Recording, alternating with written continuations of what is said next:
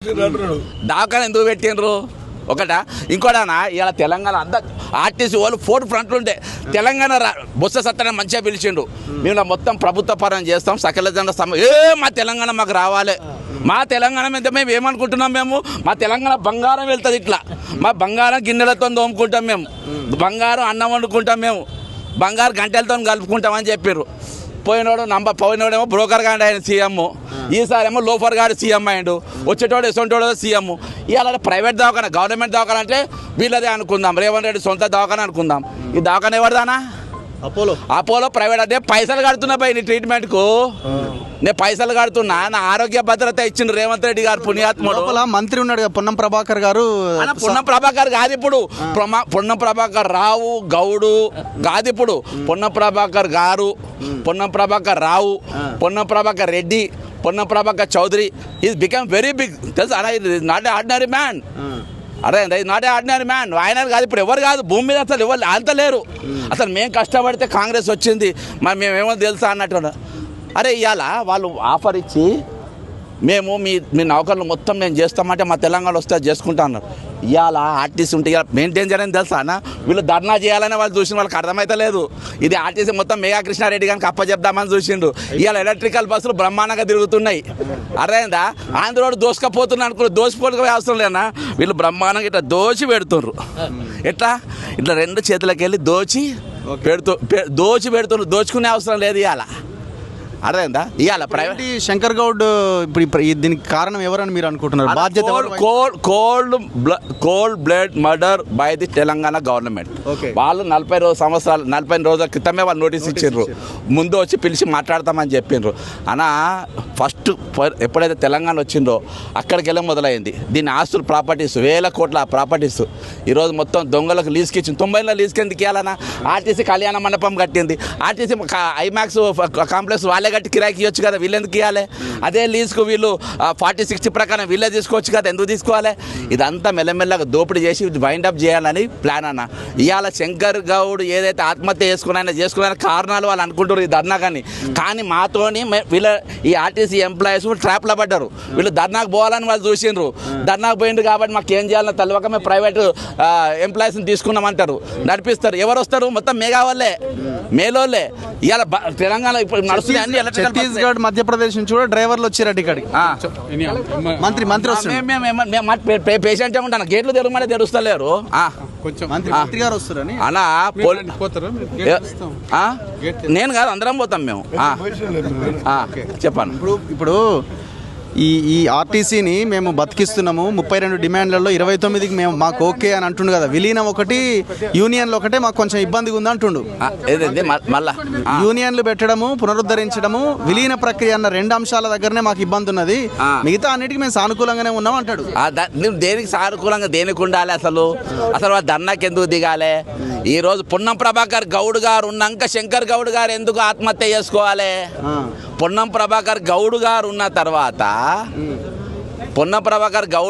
తర్వాత శంకర్ గౌడ్ గారు ఎందుకు ఆత్మహత్య చేసుకోవాలి రేవంత్ రెడ్డి గారు ఉన్న తర్వాత లింగారెడ్డి గారు ఎందుకు ఆత్మహత్య సార్ ఆగండి సార్ ఒక నిమిషం ఎందుకు మీరు డిస్టర్బ్ చేస్తున్నారు మేము అంటున్నామా మేము 35 మంది పోలీసు వాళ్ళు చచ్చిపోయిన రిటైర్డ్ అయిన మాట్లాడుతున్నారా మీరు 35 మంది హైయెస్ట్ పోలీసు వాళ్ళు చచ్చిపోయింది రిటైర్డ్ అయిన ఎవరు మాట్లాడటం లేడు సూర్యనారాయణ దాదాపు ఎన్కౌంటర్లు చెప్పి వాడుకున్నారు కాలు దిగిన ఎవరు చూడడానికి కూడా పోతలేరు ఇవాళ ఎవరున్నా మనమే మాట్లాడాలి మళ్ళీ రేపు ఇలా రిటైర్డ్ అయితే నేనే మాట్లాడాలి ఇప్పుడు ఆర్టీసీ కార్మికులు కూడా ఆలోచించాలి పైసలు లేవు ఏం చేస్తాం కోసినా పైసలు వస్తలేవు అంటుండే కదా కోసినా పైసలు వెళ్ళాయి సుందరీకరణ పైసలు వస్తాయి సుందరి మళ్ళీ ఆట పోటీలో పైసలు వస్తాయి అదేందన్నా నిశ్చయ ఆటలాడడానికి పైసలు వస్తాయి అన్నిటికీ పైసలు వస్తాయి ఇవాళ నా తెలంగాణ ఇయాటి కూడా నా 10 లక్షల కోట్ల అప్పు కూడా తీర్పడానికి దమ్మున్నది ఐఆర్పీకి తీసేసే రింగ్ రోడ్డు ఇమీడియట్గా అడ్వర్టైజ్మెంట్ ఇమీడియట్గా లీడ్ స్పేస్కును ప్రకాష్ ఆర్ట్స్ కానీ తీసేసే 500 కోట్లు వస్తాయి అదే దాన్ని ఒకటి కాదు నేను ఇవాళ కూడా నేను ఆధారాల సహా ఎంత లాభం వస్తాయి నేను చూపించగలుగుతా ఇవాళ అన్న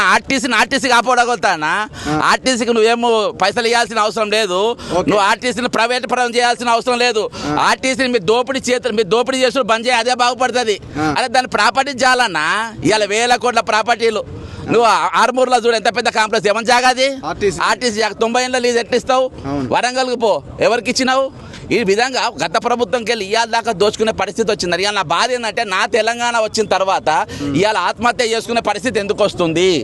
సహజమైన మరణం కాక నేను ఎండాకాలం మనం ఎండ తట్టుకోలేకపోతున్నాము.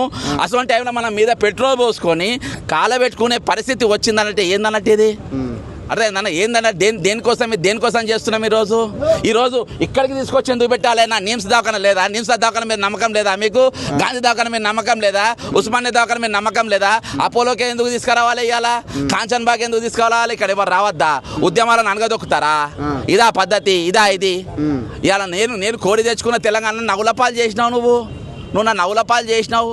ఇవాళ ఎక్కడన్నా రాత్రి పండుకునేట ఇవాళ ఒక ఇష్యూ అయిందంటే తెల్లారి వరకు ఇంకో రెడీగా ఉంటుంది. ప్రశ్నించే గొంతులు మొత్తం బానిసలు అయిపోయినాయి, బెగ్గర్స్ అయిపోయినారు. ఇలా తెలంగాణ మీద లోఫర్ నా కొడుకులు అయిపోయినారు, మాట్లాడేటోళ్ళు లేడు. సంఘాలు ఈరోజు చెంచాగాళ్ళకి ఒకళ్ళు క్యాబినెట్ లెక్క తయారైపోయాడు సంఘాలు ఇంత బుర్రలేసుకొని. కాదు ఇప్పుడు రెండో రోజుకే ఇది జరగడానికి కారణం ఏంటి? ఇప్పుడు జనరల్గా ఒక నిస్సహాయ పరిస్థితి ఎప్పుడు వస్తుంది అంటే 10-15 రోజుల తర్వాత అట్లా వస్తుంటుంది జనరల్గా, కానీ ఇమీడియట్గా ఆ పరిస్థితి ఎందుకు వచ్చింది? ఇవాళ వాళ్ళకి అర్థమైంది ఏంటంటే మేము ప్రభుత్వం ట్రాప్లో పడ్డాము, ప్రభుత్వం మేము సమ్మెకు పోవాలనే చూసింది. 40 రోజులు నోటీస్ ఇచ్చినాక సైలెంట్గా ఉన్నది, దీనికి మించిన అవకాశం లేదు. కాబట్టి ఆల్రెడీ ఇవాళకెళ్ళి ఫుల్ ఫ్లెజ్గా ఎలక్ట్రికల్ బస్సులు దిగినాయి. తర్వాత బస్సులు కూడా ప్రైవేట్ ఇస్తారు. మొత్తం మేఘా కృష్ణారెడ్డికి మొత్తం ఆర్టీసీ మొత్తం వైండప్ చేసి ఇవ్వాలనే ప్లాన్లో ఉండే. వాళ్ళ దురదృష్టం ఇవాళ శంకర్ గౌడ్ అన్నట్టు ఆయన త్యాగం కింద చేయకుండా రాసుకోన్న శంకర్ గౌడు లింగారెడ్డి ఇద్దరికి ఇవాళ ఈ ఇన్సిడెంట్ చేసుకోకుంటే రేపు పొద్దుగాల MOU రేపు పొద్దుగాల MOU అయిపోయేది ఈరోజు. దీనికోసం ఇంకొక 4 రోజులు వారం రోజులు నడిపిద్దామని చెప్పి దింపిండ్రు. అందుకని ఆ ఉద్యమాలను కూడా కోవర్ట్లను ఎంటర్ చేసిండ్రు. ఆ ఉద్యమాన్ని ఎట్లా నిరసన స్పెషలిస్ట్ ఉన్నారట కోవర్ట్స్, ఉద్యమాన్ని నీరుగార్చే కోవర్ట్స్ చాలా వాళ్ళని అందులో దింపి అది ఎట్లా నీరుగార్చాలని ప్లాన్గా చేసి ఫస్ట్కి దిగిండ్రు. అనుకోకుండా సంఘటన ఈరోజు శ్రీకాంతాచారి చచ్చిపోయిన తర్వాత ఎట్లా తెలంగాణ ఉద్యమం రింగు తిరిగిందో ఇవాళ మన శంకర్ గౌడ్ గారిది మరియు లింగారెడ్డి గారిది ఇద్దరి ఆత్మహత్య యత్నాలు తినైతే చనిపోయిండు. దాంతో మనం ఏం చెప్పాలి జనాలకు కానీ కార్మికులకు కానీ ఇట్లాంటి పరిస్థితులు? ఇప్పుడు ఆత్మహత్యలు చేసుకోవద్దు కదా, తెగబడి కొట్టాలన్నా, గుంజుకొచ్చి తన్నాలే. వీళ్ళు మర్యాద గినారు, గుంజుకొచ్చి తన్నాలే. అర్థమైంది? ఇవాళ ఉన్నది మర్యాదగా చెప్తే అయినటోళ్ళు కాదు.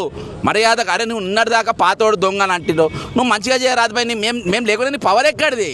మేము లేకుండా నీ పవర్ నీకు అధికారం ఎక్కడిది? అరే తెలంగాణ ఏంది ఇది? What is this? నాకు నిన్నటిదాకా విద్యార్థులు చచ్చిపోయారు, నిరుద్యోగులు 16 మంది చచ్చిపోయారు ఈ ప్రభుత్వం వచ్చిన తర్వాత. 91 మంది రిటైర్డ్ ఎంప్లాయీస్ చచ్చిపోయారు ఈ ప్రభుత్వం వచ్చిన తర్వాత. ఈరోజు ఆర్టీసీ కార్యక్రమాలు మొదలైంది ఒకటే రోజు ఇద్దానంటే ఏంది ఇది? మళ్ళీ అది మా రేవంత్ రెడ్డి గారి రాజ్యంలో లింగారెడ్డి గారు, పొన్న ప్రభాకర్ ట్రాన్స్పోర్ట్ మంత్రిగా ఉంటే పొన్నప్రభాకర్ గౌడ్ గారు ఉన్నప్పుడు శంకర్ గౌడ్ గారు చనిపోడు.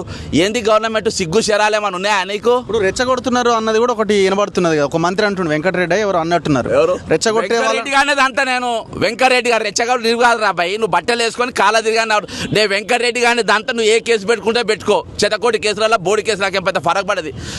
మంత్రి కానీ దాంతో నెక్స్ట్ ఇవే అయితే అయ్యా మా ప్రాణాలు పోతున్నాయి. మా ప్రాణాలు అంటే మీకు విలువ లేకుంటే అన్నా నువ్వు ఇంటికి పోయినవో లేదో, నువ్వు ఒక్క ఇండ్లలో పోయి వచ్చిన అదే ప్రభుత్వానికి 40 ఏళ్ళు పనిచేసిన మన సూర్యనారాయణ ఆయన కాలు దిగిపోయి ఇంట్లో ఉండు రూపాయి ఇయ్యలేదన్న ఎస్ఐది. వాడి ఇంటి శ్రీనివాస్ అనే ఎస్ఐ కాలు దిగితే ఒక్కరు పోయి సూర్యానికి పోలే.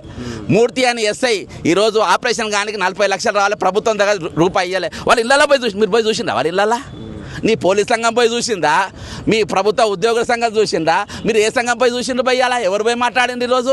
ఆ రోజు హోంగార్డు చచ్చిపోతే ఎట్లా పెట్టిండ్రో ఉస్మానియా దవాఖాన కాడ ఎవరు పోకుండా ఇవాళ అట్లా పగడబంది ఇది ఒక నేర్చుకున్న పాఠాలు మాత్రం బ్రహ్మాండమైన పాఠాలు నేర్చుకుంటారు. అదే రూలింగ్ వచ్చేదాకా ఒక మాట మాట్లాడతారు, రూలింగ్ రాకనే ఇంకో మాట నేను పరిశాన ఆపోలో అంటే ప్రైవేట్ హాస్పిటల్ కదా ఎవరన్నా పోవచ్చు అని మొత్తం ఒక దుకాణం పెట్టుకుని దుకాణం తయారైపోయింది ఇది వలయం. పాపం మన అందరికంటే దురదృష్టవంతులన్నా పోలీస్ డిపార్ట్మెంట్ పాపం అడగనికి కూడా ఉండదు. వాళ్ళకు లంగగాన్లకు సపోర్ట్ చేయాలి, దొంగగాన్లకు సపోర్ట్ చేయాలి, 420 గాన్లకు చేయాలి, 840 గాన్లకు చేయాలి, 1260 గాన్లకు కూడా సపోర్ట్ చేయాలి. వీళ్ళు నేను మ్యాథమెటిక్స్ పర్ఫెక్ట్ కాబట్టి చెప్తున్నా. దొంగలు ఎన్ని రకాలు ఉన్నారు మళ్ళీ బయటకు వస్తారు. మరి ఏమైందో పెద్ద డాక్టర్ పొన్నం గారు వస్తున్నారు, వస్తుండ్రు రాని ఫుట్బాల్ ఆడతారే అటు నుంచి అటే వెళ్ళిపోతారులే, అవకాశం దొరకదు. అది ఎట్లా నీరుగార్చడానికి ప్లాన్గా చేసి ఫస్ట్గా దిగి అనుకోకుండా సంఘటన ఈరోజు శ్రీకాంతాచారి చచ్చిపోయిన తర్వాత ఎట్లా తెలంగాణ ఉద్యమం రింగు తిరిగిందో ఇవాళ మన శంకర్ గౌడ్ గారిది మరియు లింగారెడ్డి గారిది ఇద్దరి ఆత్మహత్య యత్నాల తినైతే చనిపోయాడు. దాంతో టన్ అయిపోయింది. ఏం చెప్పాలి జనాలకు కానీ తెగబడి కొట్టాలన్నా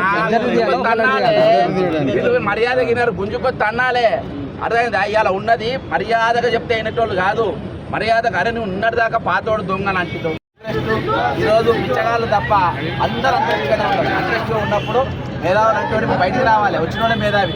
దోపిడీ చేసే అవకాశం దొరికేదాకా నీతులు మాట్లాడతారు. దోపిడీ చేసే అవకాశం రాగానే దొంగలు దాచుకుంటారు.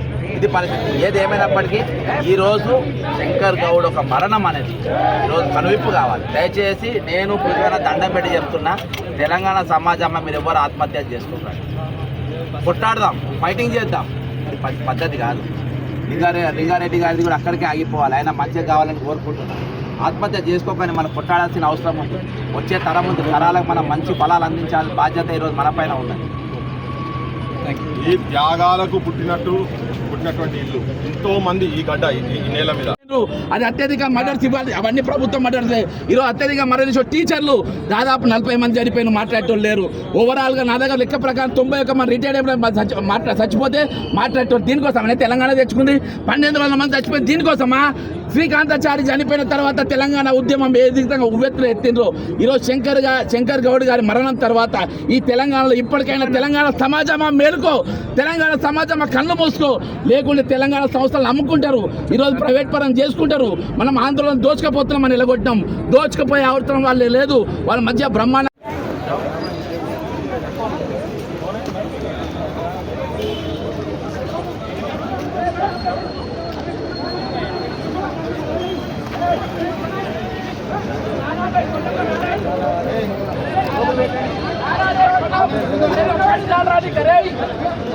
లోపలిగా పీసీ అని చెప్పుకుంటారు. లోపల నాకు కొడుకులు అంతా ఇలా పీసీ చేతులు అయిపోయింది. బతుకు అరే బతికిరా పొన్న ప్రభాకర్ మాట్లాడి తమ్ములే ఆరా మాట్లాడి తమ్ములే దాఖలు ఎందుకు పెట్టిండ్రు తెలంగాణ అంటారు. కోర్టు ప్రకృతి తెలంగాణ కొత్త సత్యన మంచిగా పిలిచిండు. నేను మొత్తం ప్రభుత్వ పరం చేస్తాం. సకల మా తెలంగాణ మాకు రావాలి. మా తెలంగాణ మీద మేము ఏమనుకుంటున్నాం? మా తెలంగాణ బంగారం వెళ్తుంది. ఇట్లా మా బంగారం గిన్నెలతో తోముకుంటాం. మేము బంగారం అన్నం వండుకుంటాం. మేము బంగారు గంటతో కలుపుకుంటామని చెప్పారు. పోయినోడేమో బ్రోకర్ గారి ఆయన సీఎం, ఈసారేమో లోపర్ గారి సీఎం అయిండు. వచ్చేటోడు ఎసోటోడు సీఎం.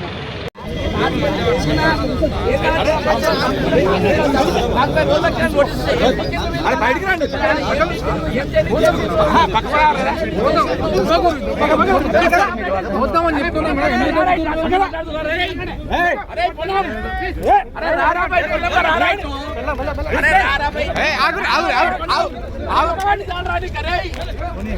లోపర్ గా బీసీ అని చెప్పుకుంటారు. లోపర్ నా కొడుకులు అంతా ఇలా బీసీల చేతుల్లో అయిపోయింది.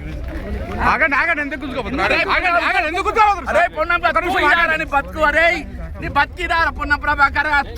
అరే మాట్లాడానికి దమ్ములేదు ఆరా మీకు? సిటీ వేసుకొని నువ్వు తెచ్చుకున్నావురా పవర్ లోఫర్గా? ఇదారా మీ బతుకున్నా చెప్పట. ఈరోజు ప్రైవేటైజేషన్ చేయాలని ఈరోజు ఒక మర్డర్ శంకర్ గౌడ్ నీట్గా ఈరోజు చంపేసారు. ఈరోజు శంకర్ గౌడ్ ఎందుకు చచ్చిపోయినారు? దేనికోసం చచ్చిపోయినారు? ఎవరు చేస్తే చచ్చిపోయినారు? ఈరోజు ఆర్టీసీని వైండప్ చేసి మియా కృష్ణారెడ్డికి ఇచ్చే ప్రయత్నం చేస్తుండు. మన ట్రాప్ చేసి నన్ను అర్థమైన తర్వాత ఈరోజు చేసిండు. ఈరోజు ఒక దొంగ వచ్చి కనీసం చర్చ జరపడు. అబ్బాయినా ఉన్న ప్రకారం మాట్లాడానికి కూడా ఇది నీట్ మర్డర్. ఈరోజు కోల్డ్ బ్లడ్ అండ్ మర్డర్ ఈరోజు చేసిండ్రు. నిజంగా చాలా బాధాకరమైన రోజు. ఈరోజు లింగారెడ్డి అనే ఆయన ఆత్మహత్యత్నం చేయకుండా ఈరోజు శంకర్ గౌడ్ అంటే ఆయన ఆత్మహత్య చేయకుండా రేపు పొద్దుగాల ఆర్టీసీని ఎంఓయూ చేసేటోళ్ళు ఇది మొత్తం మియా కృష్ణారెడ్డికి అప్పజోళ్ళు. ఇదివరకు తెలంగాణ రాకముందు ఆంధ్రోడు దోచుకుంటున్నారు. దోచుకుని కాదు, దోచి పెట్టే పరిస్థితి వచ్చింది. దోచిపెట్టి పరిస్థితి ఈరోజు వచ్చింది. దోచి వాళ్ళ పెట్టుకున్న పరిస్థితి ఈరోజు వచ్చింది. ఎందుకు ఇక్కడ వరకు తీసుకురావాలి? ఎందుకు ఆత్మహత్యలు ఇంకా మేము తెచ్చుకోవాలి? మా తెలంగాణ మేమెందుకు తెచ్చుకోవాలి? మా ఆత్మగౌరవ తెలంగాణ మేమేం తెచ్చుకోవాలి? మేము పోరాడి తెచ్చుకున్న తెలంగాణ మేమేం తెచ్చుకోవాలి? ఆల్రెడీ 1200 మంది విద్యార్థులు చచ్చిపోయారు. 36 మంది ఆర్టీసీ కార్మికులు తెలంగాణ ఉద్యమంలో చచ్చిపోయారు. చనిపోయిన తర్వాత కూడా ఇయాటికి ఎందుకు అది కొనసాగాలి? ఈ రోజు ఇంత అప్రజాస్వామ్య చర్య ఒక ప్రైవేట్ హాస్పిటల్ దగ్గర కూడా ఈరోజు పోలీస్ సెక్యూరిటీ పెట్టి మంత్రి అనేటారే పైన రూమ్ పై నా దోస్తు నాతో మాట్లాడడానికి ఏమున్నది, ఏం జరిగిందని చెప్పొచ్చు కదా. ఈ రోజు నువ్వు పొన్నం ప్రభాకర్ గౌడ్ హోంమంత్రి ఉన్నాక శంకర్ గౌడ్ ఆత్మహత్య చేసుకున్నట్టే ఇంతకంటే దరిద్రం ఏమున్నది. ఈ రోజు రేవంత్ రెడ్డి గారు ఉన్న తర్వాత లింగారెడ్డి గారు ఆత్మహత్య యత్నం చేసుకున్నది ఇంతకంటే దరిద్రం ఏమున్నది. ఈ రోజు మనం కులాల పేరు పెట్టుకుంటాం, మతాల పేరు తెచ్చుకుంటాం. ఈ రోజు మనుషులు మానవత్వం చచ్చిపోతే, ఒక సంస్థ బతికించుకున్న చచ్చిపోతే, ఈ రోజు వాళ్ళ మాతృ సంస్థను కాపాడుకునే ప్రయత్నంలో వాళ్ళు ఆత్మహత్య చేసుకునే ప్రయత్నం చేస్తూ ఉంటే ఆ పరిస్థితి తీసుకొచ్చిన వారు ఎవరు? వాళ్ళు ఇవి పూర్తిగా మర్డర్స్, ఇవి ప్రభుత్వం ఒక మర్డర్స్. 91 మంది రిటైర్డ్ ఎంప్లాయీస్ చచ్చిపోయినారు, వాళ్ళు మర్డర్స్. ఈ రోజు అత్యధికంగా చచ్చిపోయిన వాళ్ళు పోలీసులు 35 మంది చచ్చిపోయినారు, అది అత్యధిక మర్డర్స్. ఇవ్వాలి, అవన్నీ ప్రభుత్వం మర్డర్సే. ఈరోజు అత్యధికంగా మరణించిన టీచర్లు దాదాపు 40 మంది చనిపోయిన మాట్లాడేటోళ్ళు లేరు. ఓవరాల్గా నా దగ్గర లెక్క ప్రకారం 91 మంది రిటైర్డ్ ఎంప్లాయీస్ చచ్చిపోతే మాట్లాడేటోళ్ళు దీనికోసమనే తెలంగాణ తెచ్చుకుంది. 1200 మంది చచ్చిపోయింది దీనికోసమా? శ్రీకాంతాచారి చనిపోయిన తర్వాత తెలంగాణ ఉద్యమం ఏ విధంగా ఉవ్వెత్తున ఎత్తిండ్రో, ఈరోజు శంకర్ గౌడ్ గారి మరణం తర్వాత ఈ తెలంగాణలో ఇప్పటికైనా తెలంగాణ సమాజమా మేలుకో, తెలంగాణ సమాజమా కళ్ళు మూసుకో, లేకుంటే తెలంగాణ సంస్థలు అమ్ముకుంటారు, ఈరోజు ప్రైవేట్ పరం చేసుకుంటారు. మనం ఆందోళన దోచుకపోతున్నామని నిలగొట్టాం, దోచుకుపోయే అవసరం వాళ్ళే లేదు, వాళ్ళ మధ్య బ్రహ్మాండంగా ఉన్నారు. ఈ రోజు మనం తీసుకుపోయి దోచిపెడుతున్న ప్రభుత్వం, దోచిపెడతాము తెలంగాణకు, తెలంగాణ వనరులను, తెలంగాణ డబ్బులను, తెలంగాణ విద్యాలయాలను, తెలంగాణ ప్రతి శాఖను ఈరోజు అమ్ముతున్నట్టు పరిస్థితి. కాబట్టి ఈరోజు తెలంగాణ ప్రజలారా మీరు అప్రమత్తం కాకుంటే, కళ్ళు తెరవకుంటే, మరొక ఉద్యమం చేపట్టకుంటే మనం ఖచ్చితంగా వచ్చే రోజుల్లో మనం మరో ఇంకా కొంతమంది శంకర్ గౌడ్లో చూడాల్సి వస్తాం. Shankar Goud Amar high, Shankar Goud Amar high, Shankar Goud Amar high. పోలీసులు ఎందుకు అడ్డుకుంటారు సార్? మీరు పోలీసులు మిమ్మల్ని ఎందుకు అడ్డుకుంటారు?